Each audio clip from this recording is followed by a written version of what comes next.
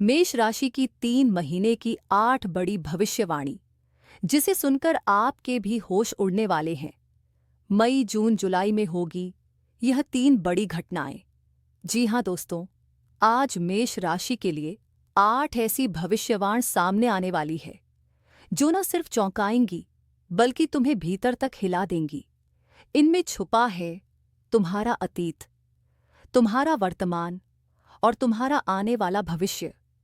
यह वह बातें हैं जो तुमने कभी किसी से नहीं कही, लेकिन यह ग्रहीय संकेत आज उन्हें जुबान देने वाले हैं। दोस्तों, ये 3 महीने आपकी जिंदगी के सबसे महत्वपूर्ण महीने बनने जा रहे हैं, क्योंकि इन्हीं 3 महीनों में वह सब हो रहा है जो कई सालों में एक बार होता है। 29 मार्च को शनिदेव राशि परिवर्तन कर चुके हैं और आपकी 7.5 की शुरुआत हो चुकी है। 15 मई को बृहस्पति देव, जो हर साल एक बार राशि बदलते हैं, वह भी अपनी स्थिति बदलेंगे। और 18 मई को राहु देव, जो लगभग हर 18 महीने में एक बार राशि बदलते हैं, वह भी आपके एक नए भाव में प्रवेश करेंगे। सोचिए, 3 बड़े ग्रह, 3 महीने और 3 बड़ी घटनाएं होने वाली है। मतलब आपके जीवन में अब कोई हल्का बदलाव नहीं, बल्कि नींव हिलाने वाला परिवर्तन आने वाला है। अब सवाल यह नहीं है कि परिवर्तन आएगा या नहीं, सवाल यह है कि कहाँ आएगा, कैसे आएगा और उससे निपटने के लिए क्या करना है। तो आइए दोस्तों, बिना देरी किए हुए जानते हैं वह 8 बड़ी भविष्यवाणी के बारे में। लेकिन वीडियो में आगे बढ़ने से पहले कमेंट बॉक्स में सच्चे दिल से जय शनिदेव, जय शनि महाराज जरूर लिखें। वीडियो को एक लाइक कर चैनल को सब्सक्राइब जरूर करें। दोस्तों, यह पूरा विश्लेषण चंद्र राशि यानी जन्म राशि पर आधारित है। और हाँ, अंत में मैं आपको कुछ अचूक ज्योतिषीय उपाय भी बताऊंगी जो इन ग्रहों के प्रभाव को संतुलित करेंगे। बस जुड़े रहिए और अंत तक वीडियो को ध्यान से देखिए। तो चलिए अब शुरुआत करते हैं। पहली भविष्यवाणी, आपकी राशि के स्वामी है मंगल देव। मंगल 5 अप्रैल को कर्क राशि में प्रवेश करेंगे, यानी कि मिथुन से निकलकर सीधे आपके चतुर्थ भाव में आ जाएंगे। और सबसे खास बात यह है कि एक बार कर्क में आने के बाद मई और जून दोनों महीनों तक मंगल वहीं पर ही टिके रहेंगे। अगर स्वास्थ्य से रिलेटेड अगर मैं बात करूं, तो साफ तौर पर कहूं तो इन 3 महीनों में कोई बड़ा रोग या गंभीर स्वास्थ्य समस्या दिखाई नहीं देती, क्योंकि बृहस्पति की स्थिति मजबूत है और सूर्य भी उच्च के होकर आगे बढ़ रहे हैं। बस एक छोटी सी सलाह है, 15 जून के बाद जब बृहस्पति तीसरे भाव में पूरी तरह स्थापित होंगे, तब आपको पाचन तंत्र यानी डाइजेशन और पेट से संबंधित मामलों में थोड़ा ध्यान रखना होगा। तले भुने खाने से परहेज करें और जल का सेवन बढ़ाएं, क्योंकि बृहस्पति और मंगल की संयुक्त चाल यह दिखा रही है कि पेट और मानसिक बेचैनी यही 2 क्षेत्र हैं जहां से थोड़ी समस्या आ सकती है। बाकी शरीर में शक्ति बनी रहेगी, मन भी दृढ़ रहेगा। बस गुस्से को संयम में रखें और पेट का थोड़ा ख्याल रखें, तो सेहत के लिहाज से मैं कहूंगी बिल्कुल संतुलित और सामान्य से अच्छा समय है। अब आगे सुनिए। अब मंगल कर्क में नीच के माने जाते हैं। इसका असर यह होगा कि आपकी पेशेंस यानी धैर्य की परीक्षा इन महीनों में जरूर होगी। कई बार छोटी छोटी बातों पर गुस्सा आ सकता है, चिड़चिड़ापन महसूस हो सकता है।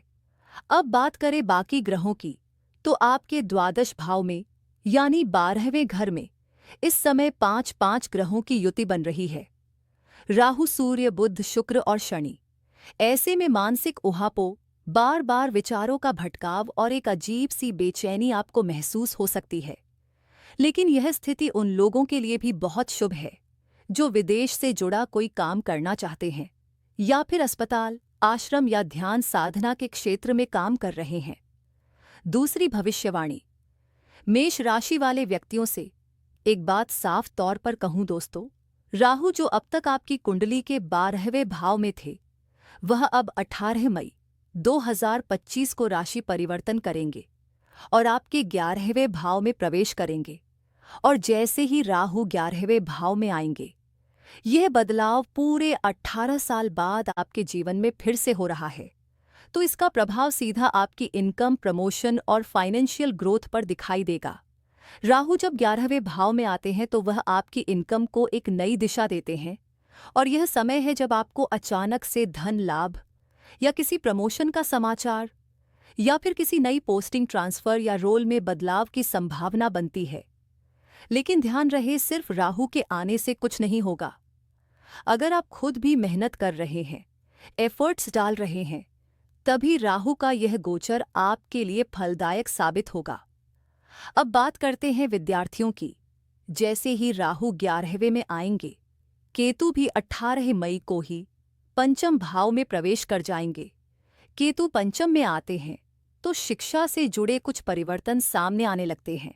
कोई विद्यार्थी अपना कॉलेज बदल सकता है, कोई स्कूल या ट्यूशन सेंटर चेंज कर सकता है, या फिर किसी नई स्ट्रीम या नए विषय को अपनाने का विचार कर सकता है।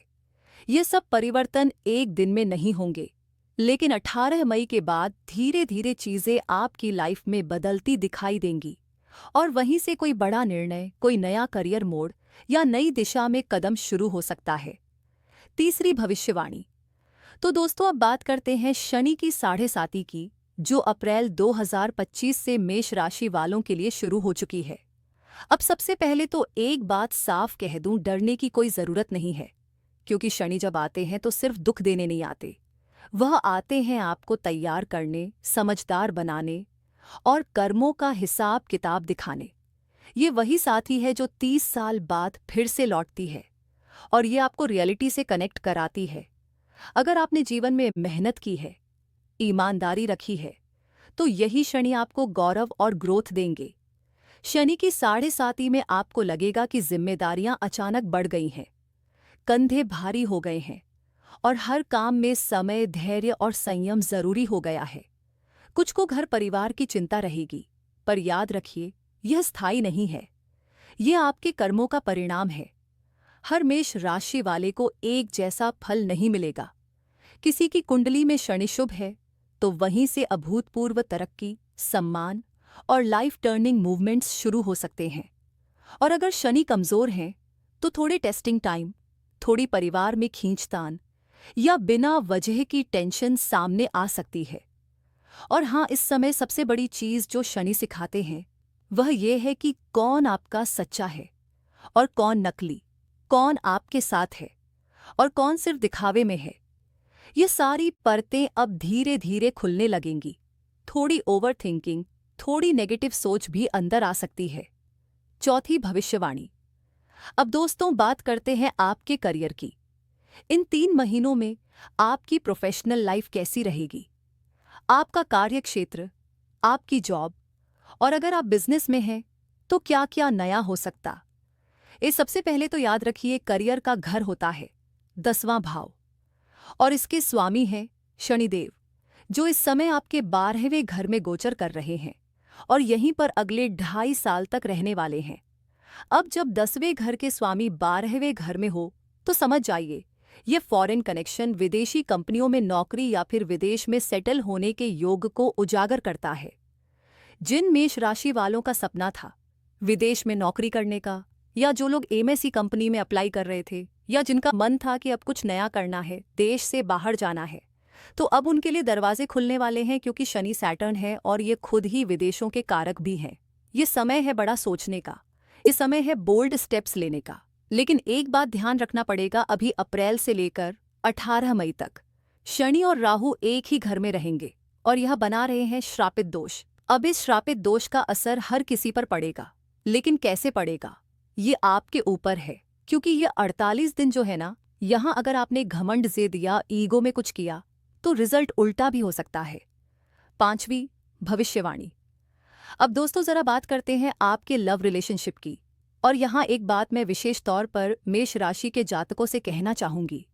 देखिए, सबसे पहली बात, अपने स्वभाव की उस जिद को अब थोड़ा कंट्रोल में लाना होगा, क्योंकि अब शनिदेव आपके 12वें भाव में आ चुके हैं और शनि की 7.5 का शुभारंभ भी हो चुका है।